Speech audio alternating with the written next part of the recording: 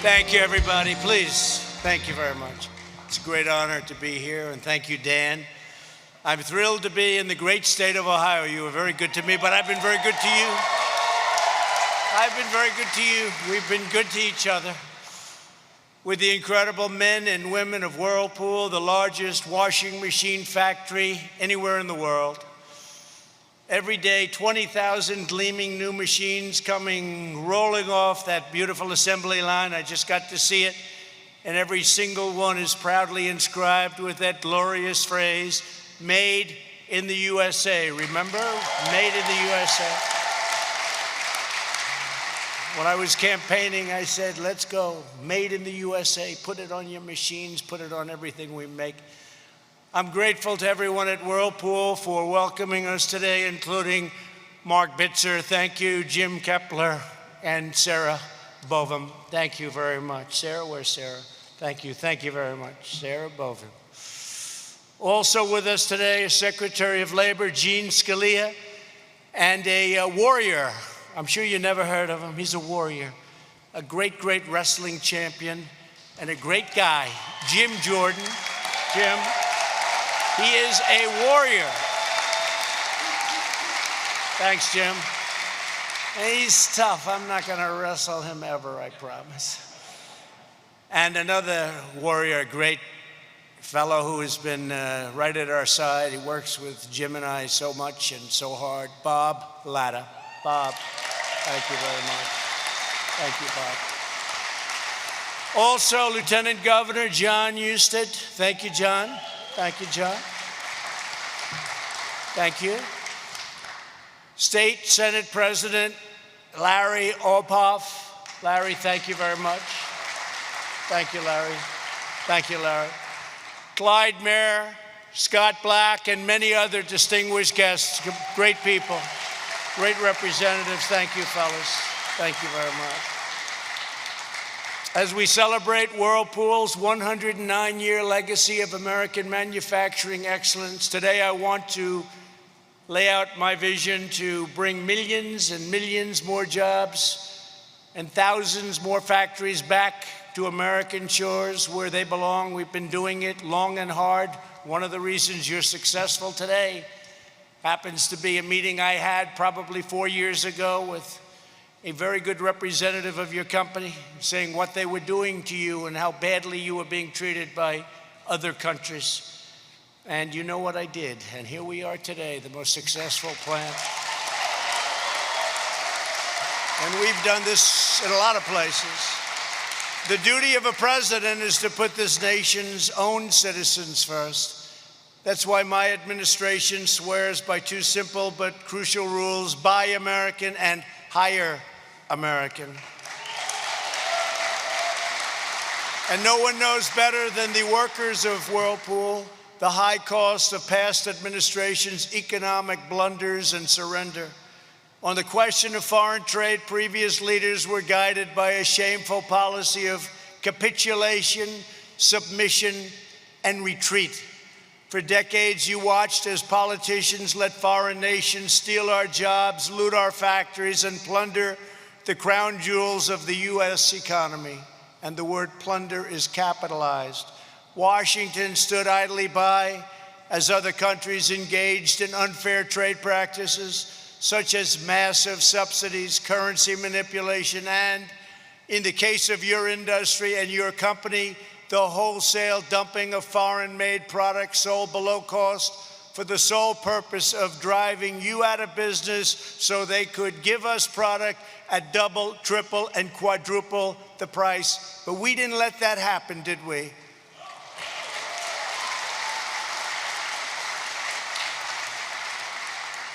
For 8 years, Whirlpool begged the Obama-Biden administration, who did nothing to protect American workers from the flagrant dumping of foreign washers, dryers into America. But your cries for help fell on deaf ears. You didn't see any action. They didn't act. They didn't care, and they never will.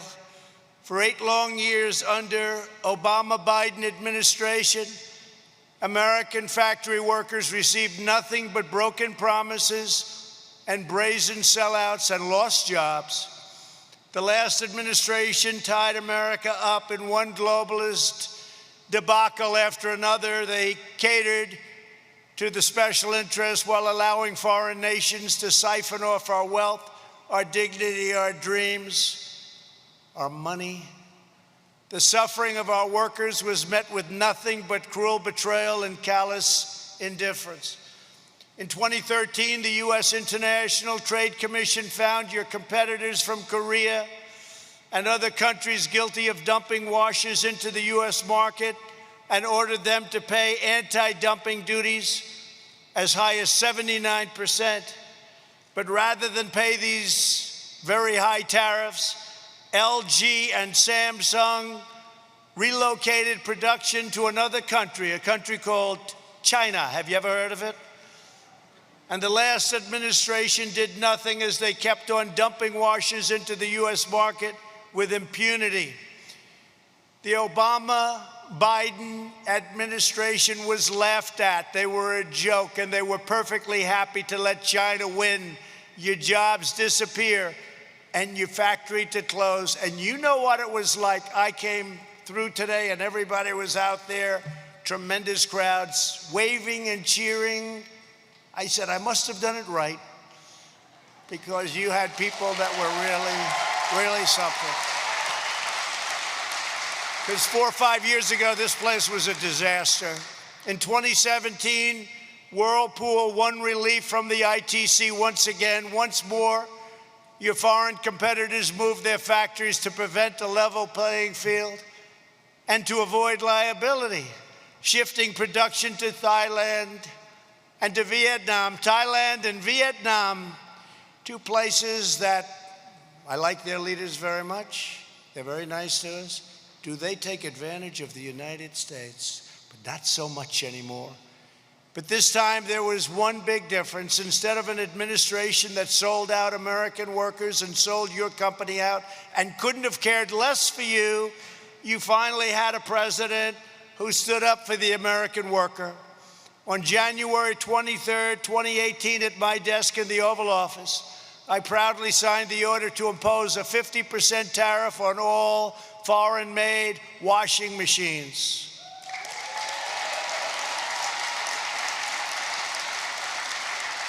As a result, Whirlpool's 9 factories across the United States were soon thriving like never before, investing in new products, new infrastructure, and hundreds of new American jobs. And I just took a tour, and I actually wanted a couple of those machines for myself, but I just didn't know it was going to be appropriate to ask. But they are beautiful. That includes thousands of new jobs across the Ohio supply chain, from right here in Clyde to Findlay, Ottawa, Greenville, and Marion. All over. Your company became a shining example. From really a company that was down and out, it became a shining example of what tough trade policies and smart tariffs can bring to jobs and prosperity, to communities like this one all over Ohio, Michigan, Wisconsin, Pennsylvania, and plenty of other states. They're all doing well. They were doing great. Then the plague came in, and now they're doing great again. We closed it up. We saved millions of lives, but now we're opening, and it looks like I was right about the V, because you're seeing the kind of numbers that are coming in, and they're coming in strong. They're coming in strong. Should have never happened. Should have never happened. China should have never let it happen. In defending your jobs here at Whirlpool, I was doing exactly what I promised in June 2016. As a candidate for president, I stood before an audience of hardworking patriots at a metals processing facility outside of Pittsburgh, Pennsylvania, to outline my plan for a new America First trade policy. And it was even a better job than I told you. I'm one politician that says, I'm going to do this, and then we do better. We produced more than I promised. And by the way, the wall is being built. It's going to be finished very soon. In my speech, I warned that our politicians have aggressively pursued a policy of globalization moving our jobs, our wealth, and our factories overseas. I explained that globalization, these are the globalists. I'm not liking globalists too much, but they don't like me too much either. Globalization has made the financial elites who donate to politicians very wealthy, but it's left millions and millions of our workers with nothing but poverty and heartache, and our towns and cities with empty factories and plants. For years later, we've made extraordinary progress in reversing the dangerous tide of globalism. Over a period of 4 to 5 years, this took place. Think of it, 4 to 5 years. What we've done is a miracle, and now it's getting even better because we've taken additional steps. And you know, when you do these steps, you have to go through statutory procedures. It's not like, boom, I'm going to just sign it. Has to go out for 90 days of review, then 120 days of review, then more, and we did it as quick as we can. We're doing it right now with the FDA. We're getting vaccines approved in days that nobody thought possible. It would take years and years, and we're doing it in months. We're doing very well. Under my administration, we're fighting for Main Street, not Wall Street. We've rejected globalism and embraced patriotism. In my speech in Pittsburgh in June of 2016, I made 7 big promises to American workers. Many politicians before me promised change on the campaign trail, only to back down in the face of corporate and international pressure. Like Jerusalem, they all promised Jerusalem, didn't they? For years and years, I did it. They didn't do it. They didn't do it. I did it. Moved the embassy to Jerusalem, making Jerusalem the capital of Israel. They all talked about it. They talked and talked and talked, and then they got into office and they didn't do it. And I understand why. The pressure was enormous on me too. I just didn't take the phone calls. That's true. Leaders would call up from other countries. I say, I know what they're calling about. I'll call them back in a few days. Then I just signed all the papers, got it done, and then I called them back. They said, I was calling about Israel and Jerusalem, but you've already done it. I said, that's right. And they said, oh, okay. I said, hey, I wish you got me a little bit earlier. But I didn't back down from my promises, and I've kept every single one. First, I promised to withdraw the United States from the last administration's disastrous assault on U.S. workers. The Trans-Pacific Partnership would have been a disaster. Would have been a disaster, especially for the automobile industry. Would have put it out of business. My first week in office, I kept that promise and canceled that job-killing catastrophe. Second, I pledged to appoint the toughest and smartest trade negotiators to defend American jobs, and I did with Bob Lighthizer and all of his people. They've been fantastic. Third, I said I would use every legal tool at my disposal to fight back against unfair trade, and I did, and I found some that nobody even knew about. Some of them were very old. They had a lot of dust on them, hadn't been used for decades and decades, but I found them. Things you could never get past today. Fourth, I promised to label China a currency manipulator, and I did. Fifth, I said we would bring trade cases against China to crack down on its economic aggression. Sixth, I committed to impose tariffs on goods to protect American jobs and stop China and many other countries' abuses under Section 232 of the Trade Expansion Act of 1962 and Section 301 of the Trade Act of 1974. As your president, I have kept every single one of these pledges to the American people and to the American worker without exception. Every one has been done. Seventh, one of my biggest promises in that speech was to replace the disaster known as NAFTA, one of the worst trade deals ever made by any country, let alone ours. Ohio lost almost 40% of its manufacturing jobs after NAFTA was signed. Half of all of the automaking jobs across the state were wiped out. Earlier this year, I finally ended the NAFTA nightmare and signed the brand new USMCA agreement. That's United States and Mexico and Canada. And all of those bad things that you had to suffer with, you're not suffering anymore, because now people and companies have an incentive to stay. They're not going to be leaving so fast. That was the biggest point I made. I want to make sure that these companies aren't leaving and the managers walk up and they say, I'm sorry, our company's leaving, going to Mexico or Canada, but going primarily in that case to Mexico. Canada takes advantage of us with dairy. Unbelievable advantage, but not anymore. But Mexico took a lot of jobs. And I said, I don't want companies moving. And if they do move, remember, you've heard it, if they do move, when they make that product, they got to pay a big price to sell it back into our country. So they have no more incentive to move. The USMCA contains powerful new protections for American manufacturers, automakers, farmers, dairy producers, and workers all across Ohio and all of our states. Those were key promises I made to American workers in 2016. I kept every single one of them. The fake news media back there, they hate to report this. They hate it.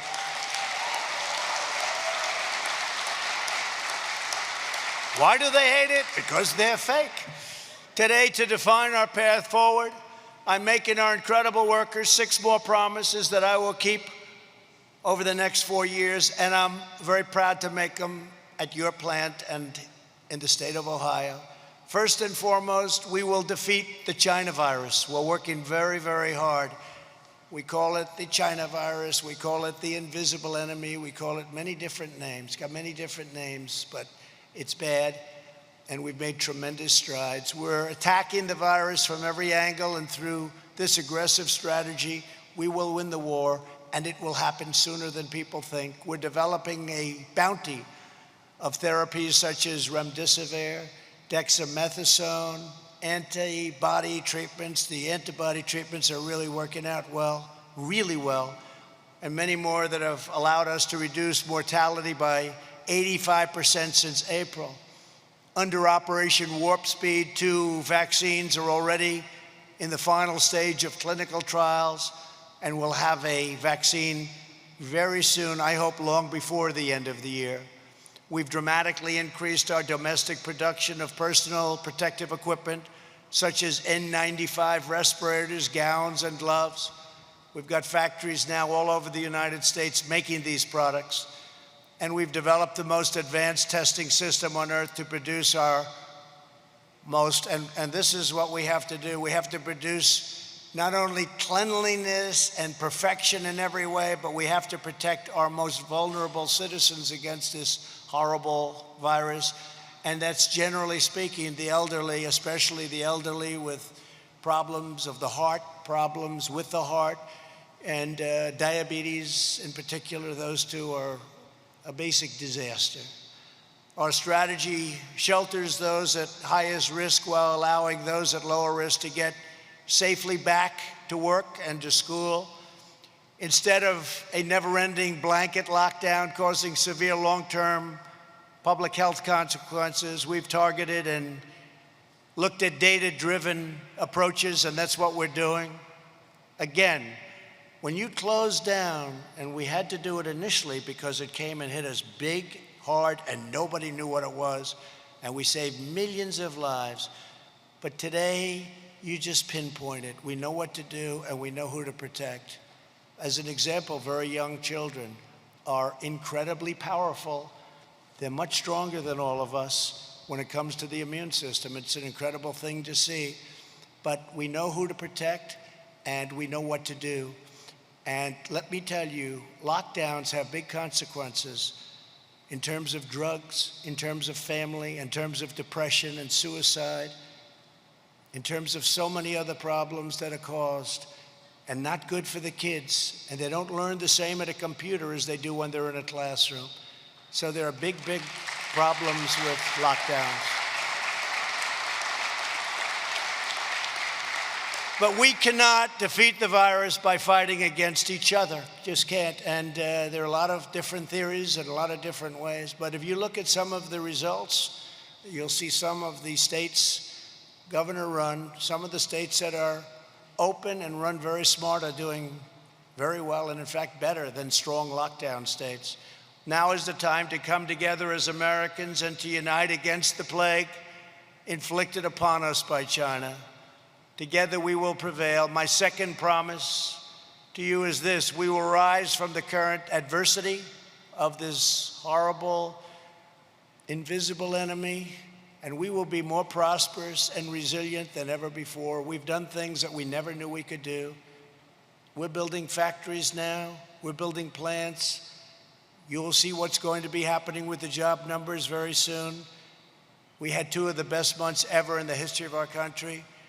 And we're going to have many, many very, very successful years unless somebody comes along and destroys it by doubling, tripling, and quadrupling your taxes and quadrupling something else called regulations. It will be ended. It will be depression time. One of the key lessons we've learned in this battle against the China virus is that the mighty American economy has a fantastic ability to adapt and repurpose its factories. Today, using the Defense Production Act, which we've used often. Remember, they'd always say, oh, use the Defense Production Act. We've used it a lot, more than some companies would like to know. We're engaged in the most rapid industrial mobilization by far since World War II. Over the last 6 months, we've witnessed one manufacturing miracle after another. We've seen General Motors repurpose an auto parts facility in Kokomo, Indiana, great state, and thereby stand up a ventilator. We have a ventilator factory literally in a matter of days, and we're now producing thousands and thousands of ventilators a week. General Motors has now built and delivered more than 20,000 ventilators. By next week, our strategic national stockpile will be equipped to deploy more than 100,000 ventilators. They're very expensive to build. They're very complex, very, very complex machines, and they're big. And I said that we are now supplying ventilators to many countries of the world. Everybody in our country has it. Not one person, and we had no ventilators. Who knew about ventilators? We had very few. But not one person who needed a ventilator, think of this, who needed a ventilator didn't get it. Every person that needed a ventilator got it. Who would have thought that was possible? And you remember at the very beginning when you first heard about this whole horrible situation with the China virus, ventilators, they weren't around. And now we make them by the thousands. Working with GM and almost a dozen other companies, great companies, my administration has turned America into the ventilator king of the world. Ventilator king. Make them good, and we make them great. They're very good. Highest quality. We're now exporting ventilators to friends and allies, and they're really thankful. They're calling, can I have ventilators for our country, sir? How many do you need? Could you send 1,000? I said, it's a lot. The answer is yes. What we're doing is incredible. We're helping we're doing more goodwill with ventilators, because other things you can make, gowns and swabs and things you can make, we're making them too. But ventilators are tough.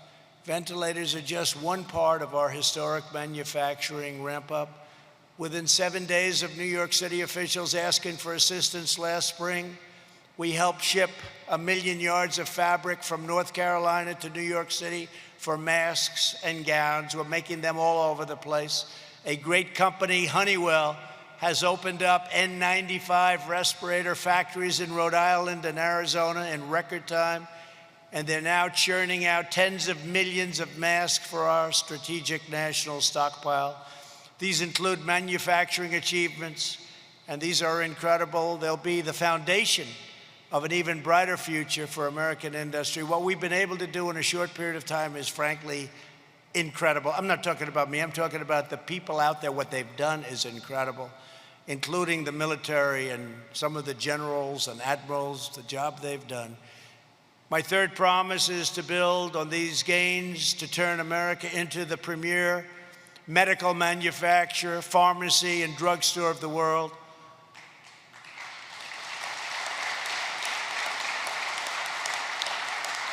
As we've seen in this pandemic, the United States must produce essential equipment, supplies, and pharmaceuticals for ourselves. We cannot rely on China and other nations across the globe that could one day deny us products in a time of need. We can't do it. We can't do it. We have to be smart.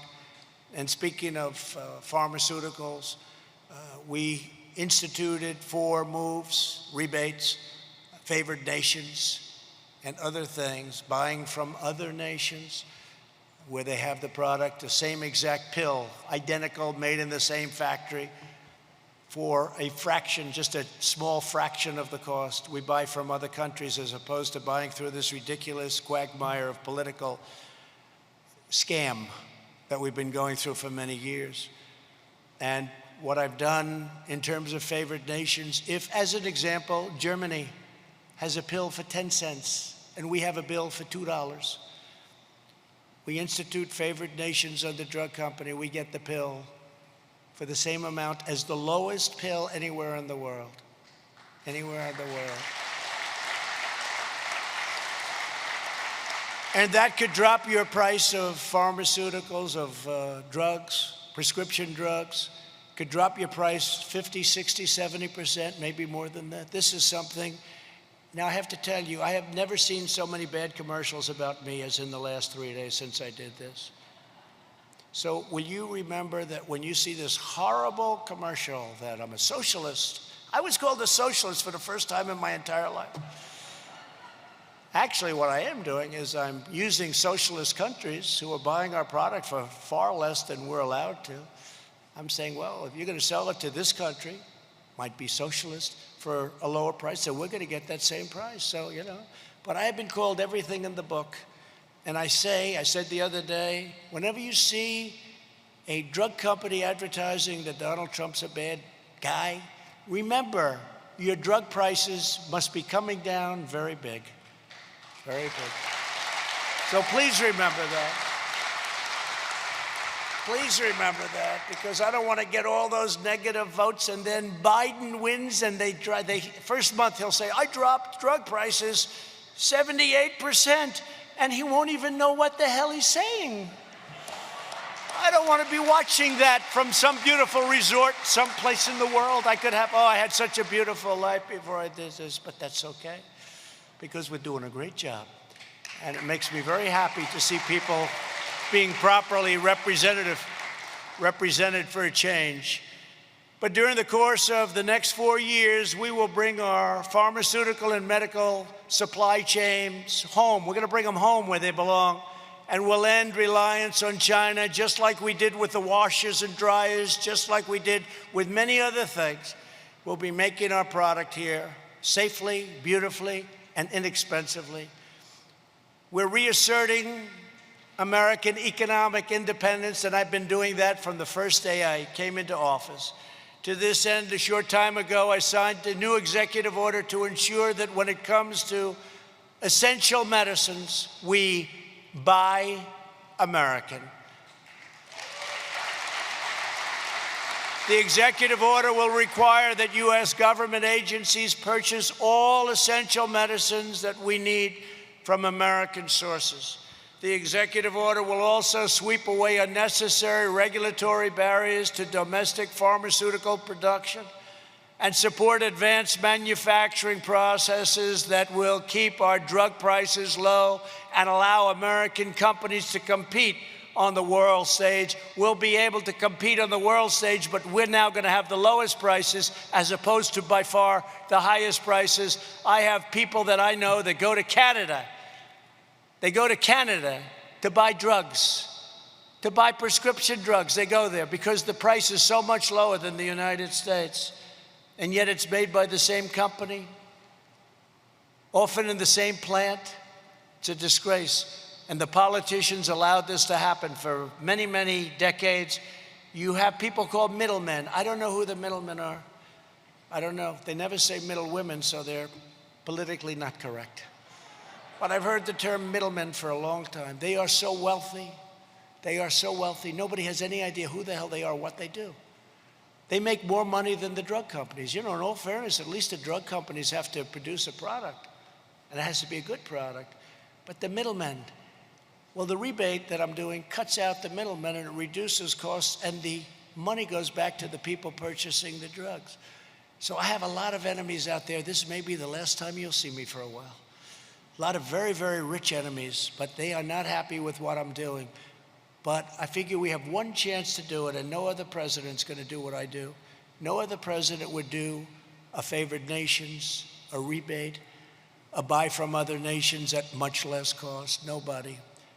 And there are a lot of unhappy people, and they're very rich people, and they're very unhappy. Here's my fourth promise to American workers.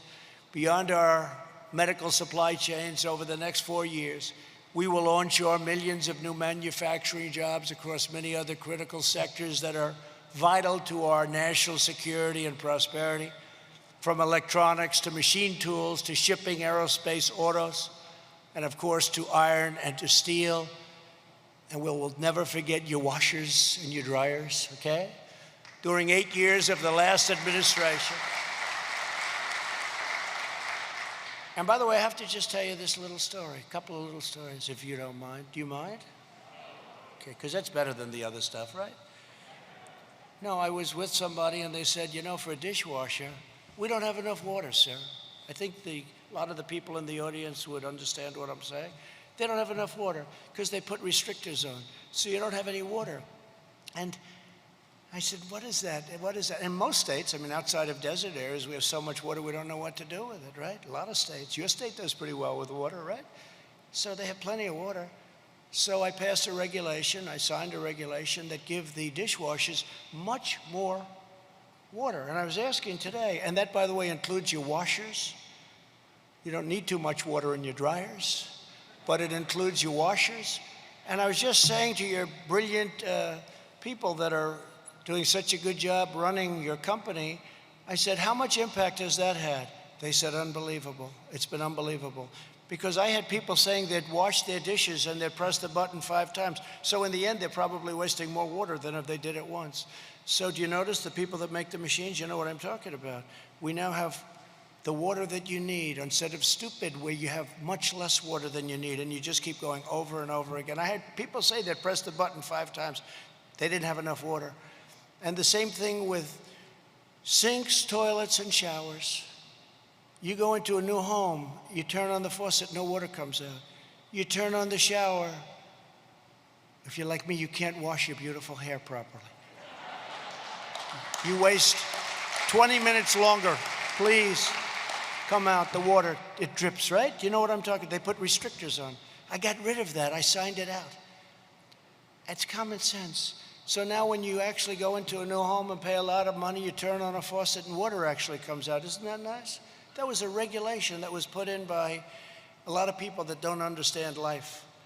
Because you end up using the same amount of water, you just let it run 3 times longer. It's crazy. And one other thing I did, remember the old light bulb? The old light bulb was so great, and they put it out of business. It was much cheaper, and it had much better light. And you're all good-looking people, but you look better under the old light bulb than that horrible new light bulb, right? It cost you a fraction of the cost. Didn't last as long, but that's okay, but it cost you a fraction.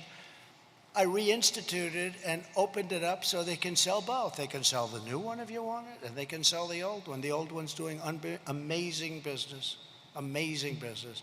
And you know, the new one is considered hazardous waste. When you lose it, you're supposed to take it down to a dump, a specified dump. How many people are going to do that with a light bulb? Hey, you know, we lost this light bulb. Let's travel 28 miles outside of the city to get rid of it. It's hazardous waste. So I put the old bulb back in, and you can use the new one. You can use anything. I guess it's competition. But I particularly like it because I don't look so orange. So it's very nice. Very nice. I don't want to look, I don't like that look. Never liked it.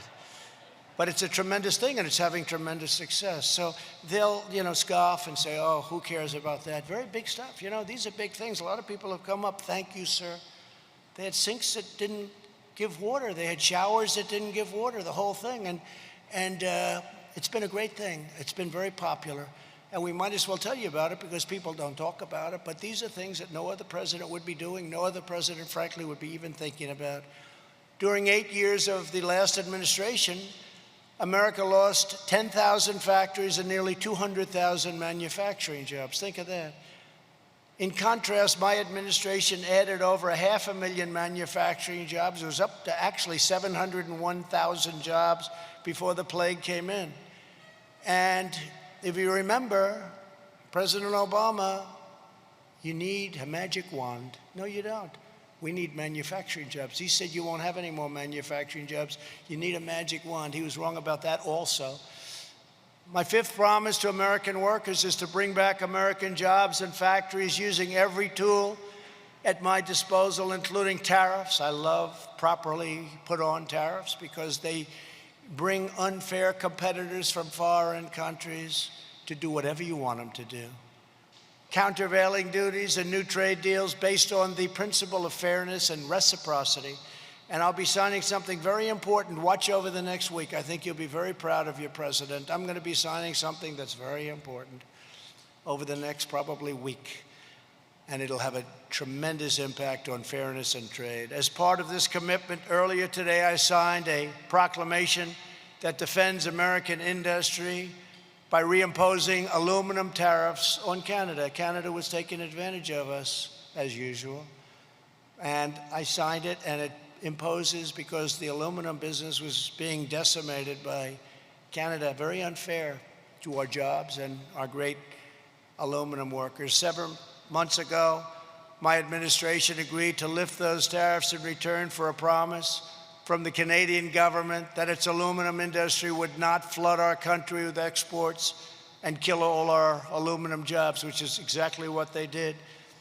Canadian aluminum producers have broken that commitment, and the U.S. Trade Representative Robert Lighthizer has advised me that this step to reimpose tariffs is absolutely necessary to defend our aluminum industry. To be a strong nation, America must be a manufacturing nation and not be led by a bunch of fools. That means protecting our national industrial base. We have to protect our great companies and our great workers. My sixth and final promise today is to forever uphold the commitment I made from the beginning. I will always put American workers first, always. They'll always be put first.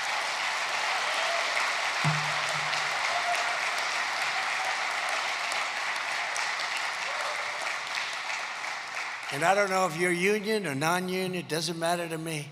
But I did one hell of a good job for the unions. You know, all the union heads are against me, but all the workers are for me, so something's right. The workers are for me. Usually the union heads, they're wined and dined in Washington pretty good by the Democrats. As part of this commitment, on Monday I signed an executive order to prevent government agencies like the Tennessee Valley Authority from replacing American workers with cheap foreign labor. There's a very big utility run by a man that gets $8 million a year. Would anybody in this room like that job? $8 million? $8 million a year, right? Highest paid. He really doesn't work for me. I wouldn't pay $8 million. If you paid him, the president gets $450,000. I give up my salary. Nobody ever says that. I might as well every once in a while say it. I believe I'm the only president to do that. And I'm saying that's not too smart. But the Tennessee Valley Authority pays $8 million a year to the head. And after the authority laid off 20% of its American technology workforce and forced them to train their foreign replacements this week, I told the chairman of the board, "You're fired."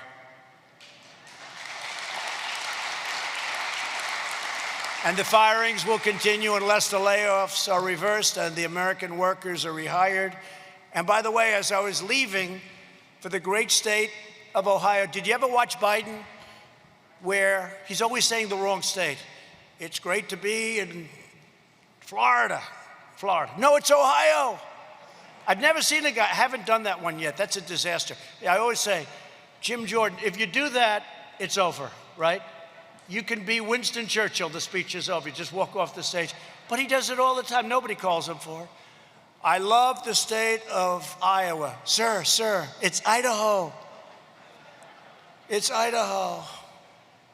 And the worst is when he's in like Indiana, and he says it's great to be with the people of Florida, and you have palm trees all over the place. But he does it all the time. There's something going on. But over the last 4 years, we've made extraordinary strides, and over the next 4 years together, we will turn the United States into the unrivaled manufacturing superpower of the world. We've been through a lot together. They've done everything possible to get in my way. They've treated us very unfairly, disgracefully, with what they've done to us. And despite what they've done, no administration in the history of this country has done more in the first 3.5 years than we have. Whether it's rebuilding our military, all made in the USA, whether it's the biggest tax cuts in history, whether it's the biggest regulation cuts in history, ANWR in Alaska, the largest field perhaps in the world, that Ronald Reagan, going back even before Ronald Reagan, no president could get it approved. I got it approved, and now it's potentially one of the greatest sites in the world, should be the greatest site in the world. So many different things we've done. We've done so much. What we've done for our vets, and you're a big vet state. Ohio loves its vets, and what we've done for our vets. Choice and accountability. We got two things they've been trying for almost 50 years. Choice, veterans' choice. How about that? We got that for you. So if you have to wait online for 2 days or 2 weeks or 2 months, and they had to wait 2 months sometimes. If they had to wait online, they don't anymore. They go outside, they get a private doctor, we approve it, we pay the bill, and we take care of our vets like they're supposed to be taken care of. Just got a 91% approval rating. VA just got a 91% approval rating, highest ever, the highest it's ever had. And accountability, we have people that we're so scornful. They had hatred for our vets. They were treating our vets badly. Our vets have to be treated great. But you couldn't fire them. They could be sadistic, they could be thieves, they could be anything. You couldn't fire them because of civil service unions, et cetera, you know. Couldn't fire them. And I got the accountability, VA accountability. Now you look at them, they don't do a good job for our vets. You say, Jim, you're fired. Boom, get out.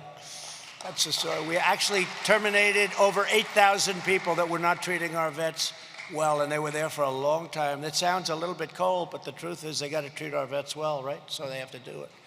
But we got accountability and we got VA choice. But to achieve the vision that we've been talking about for so long, we must finish the job and drain the Washington swamp once and for all, and we're doing it. For years, left-wing politicians smiled and looked at American workers right in the eye and took advantage of them and lied to them. They took your endorsements, they took your money, and they took your votes, and they did nothing. Then they turned around and inflicted one corrupt betrayal of the American middle class after another, whether it was NAFTA, TPP, the horrible Korea deal, the ridiculous Paris Climate Accord. How's it working out for Paris? Not so good. And China's entry into the World Trade Organization, which is probably the worst of all the deals, if you want to know the truth. That was where China signed that, and they went up like a rocket ship. And they violated the rules like nobody's ever violated them before. In fact, they're considered a developing nation. And because they're a developing nation, they have advantages. Well, we didn't accept that. But for years, they accepted that. And by the way, Joe Biden supported every single one of those horrible, disastrous sellouts. Under this administration, those days have been over. And we're not going back. We're respected again as a country. You know, we're respected again. You may not feel it, although I think you do. You may not see it. You don't read about it from the fake news, but this country is respected again. We don't let people take advantage of us, including our allies, who took tremendous advantage of us. Tremendous. Our allies took tremendous advantage of us, both militarily, where they don't pay their bills. We protect them. They don't pay. Like Germany, we're reducing the force. They don't pay. They're delinquent. I say it all the time. They're delinquent. They got to pay. You know, we protect Germany from Russia, and yet Germany's paying billions of dollars a year, billions and billions to Russia for energy. So I say, what's that all about? So we protect, and they pay money, and we protect. So we don't stand for things like that, but we have many other things. I could stand up here all day long and tell you things that you wouldn't even believe. To fully restore American prosperity, we must stop the radical left-wing movement that would destroy our country. They want to impose $3 trillion of new taxes on American families. They want to ban fracking, which will demolish your state. It will demolish Ohio oil and gas jobs. They want to rejoin the disastrous Paris Climate Accord, where you'll pay billions and billions of dollars for the privilege of getting ripped off by other countries and inflict a socialist takeover of the U.S. economy known as the horrendous Green New Deal. Was conceived by a young woman, AOC +3, I say. AOC, that's a real beauty, isn't it? She knows as much about the environment. Do we have any young children here? As that young child over there, I think he knows more. And she certainly knows nothing about the economy. And if they ever had their chance, you would find that out, and it wouldn't take very long. You know, Venezuela was a very wealthy country 20 years ago, one of the wealthiest. Per capita, one of the wealthiest. Tremendous oil reserves, everything. Now they don't have food, they don't have water, they don't have medicine, they don't have anything. Same thing could happen, same or similar ideology. They also want to throw open American borders, give free taxpayer-funded health care to illegal aliens, defund police, abolish ICE, abolish borders, no more borders, and abolish basically the American dream. This is Joe Biden. And does anybody really think he's strong enough to stand up to these ruthless, vicious people? You look at Portland, you look at what's going on in Seattle. These are the people that you're dealing with. If I didn't send in the troops, if I didn't send in the great people from Homeland Security, you'd have courthouses and post offices and everything else burned down, blown up. And we may send in something else because, you know what, they've been rioting now for 70 days and the mayor thinks it's just wonderful and the governor has no idea what she's doing. I've never seen people like this. Remember in Seattle, where they took over a big chunk of the city, Seattle, and the mayor said, it's going to be a summer of love.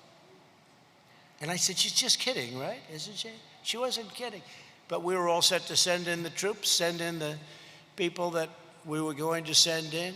And what happened is amazing. We told them, and all of a sudden the police went out and they cleaned it up. But that place would still be occupied if we didn't get involved. Same thing with Minneapolis. Minneapolis was a disaster. After 5 or 6 days, they were going to lose that whole city. We sent in the National Guard. They took care of things in about 1 hour. Remember the scene of them walking down the street, firing the tear gas? Now you're not even allowed, if you're looking at the other side, you're not allowed to use tear gas or pepper spray. You can't use any of that stuff. They can use Molotov cocktails and horrible things on you, but you're not allowed to do anything. So the police didn't want to have anything to do with the convention in a great state, Wisconsin, Milwaukee, for the Democrats. You couldn't use tear gas, you couldn't use pepper spray, you couldn't use anything. Think of how ridiculous this is. And you won't be able to use your guns because they're going to end your Second Amendment as sure as you're sitting there. But the proud people of Ohio will not let that happen. Together, we will preserve, protect, and defend our American way of life as long as I am president. Thank you. Thank you. As long as I am president of the United States, I will fight for you with every ounce of energy and strength that I have. I will be your voice. I will defend your jobs. I will stand up to the foreign trade cheaters and violators that hate our country. I will never let you down. I will have your back 100%. For more than a century, the workers of this company have continued the proud tradition of American greatness embodied by your legendary founder, Lou Upton. It's a heritage grounded in the values of hard work and determination, innovation and excellence, faith and family. loyalty and patriotism passed down from one generation to the next. You have an incredible heritage. These are the values that have defined this company and defined our country from the very beginning. And they are the values that will define our future, that will ensure our success, and that will allow America to thrive and win for many generations to come. There is nobody that can defeat us, nobody. Now I'd like to take just a moment to introduce a few of the Whirlpool men and women whose jobs I had the honor of taking decisive action to protect and to save. Kerry Wallace is an operations analyst whose family has 100 years of history at this very plant. Kerry, please come forward and say a few words, please.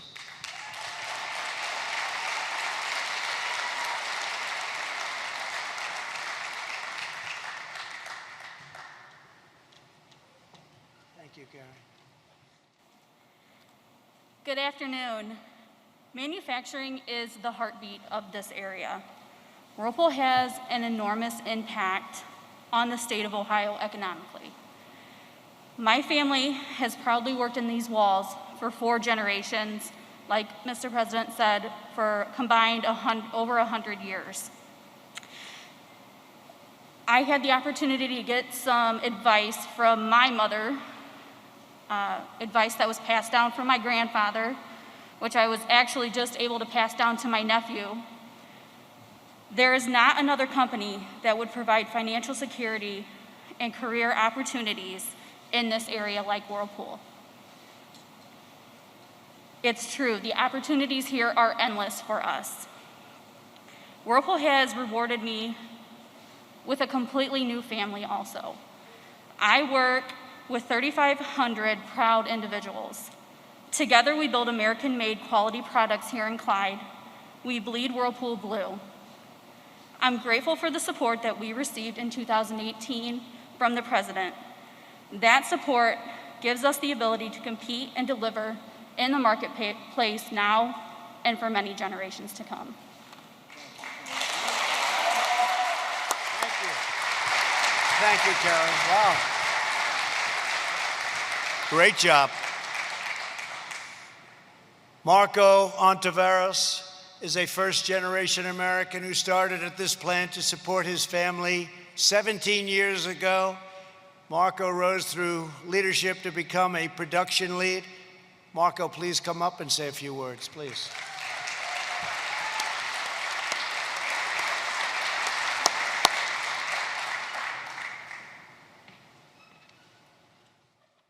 Thank you, Mr. President.